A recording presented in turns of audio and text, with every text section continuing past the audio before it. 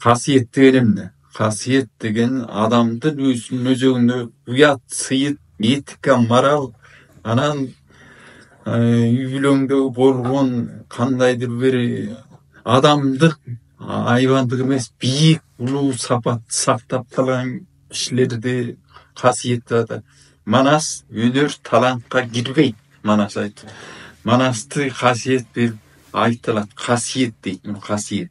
Касиет берип гана айтылат. Тандап алат. Анан айтат. Анан бул жерде ошол муну талант өнөр кылып айтып же жаттап эме кылып кеткен болбойт өзүчө. Бизде деле бар 2-3. Манаста жазылган ажалды кууган, кууч деген ажалды кууган. Каныкей энебиз чөптүн тилин, сырын билген, дары жасашкан, ок өтпөс тондор жасашкан, курал жарак жасашкан элдерчи. Бул деген такыр башка да. Adamдарды өлтүрүп, кыйнап, сорду эме кылып, табият бузган эмес. Мен Манас көч менен барганда уйдун пири Зеңги баба жөнүндө маалымат түштү да. Ошондо айтат, уйдун этиндеги ил жеринде бийик тутат го. Көрсө аны жер бетине жаратканы, жер бетине адам атанын оонен тукумдары кан төгүү токтобогондо Зеңги баба түшкөн дейт. Тилиң менен аймап чөптү. Ак сүт чыгарып жерди сүткө, элди ак сүткө сугарып, жерди ак сүткө сугарып тазала деп берген жаныбар экен. Уйдун эти оор болот дегенде биз жеп атабыз анчы. Союн эрежесин билбейбиз, уnuттук же. Бүт касиет жоготу.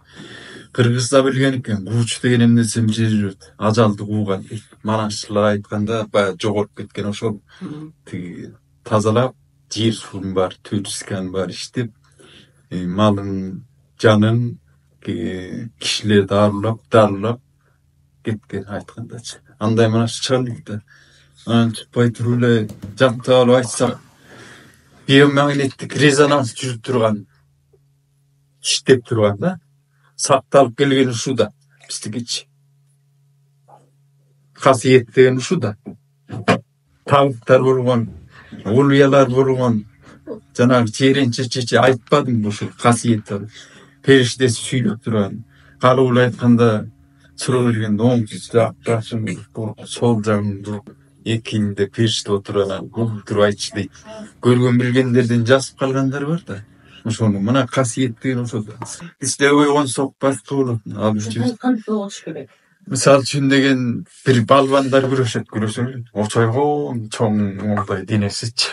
Бир мисал келтирди. Чечендердин тиги президенти бир интернетке көрдүңөр беле.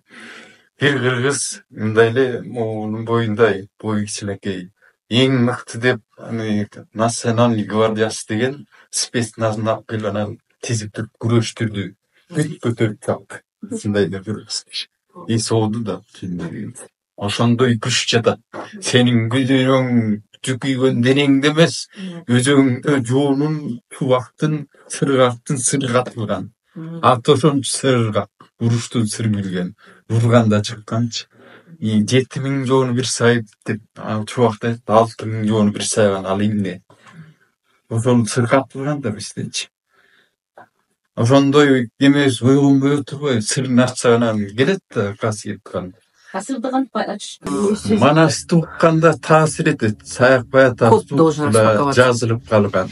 Кандайдыр бир эмелер ачылат да.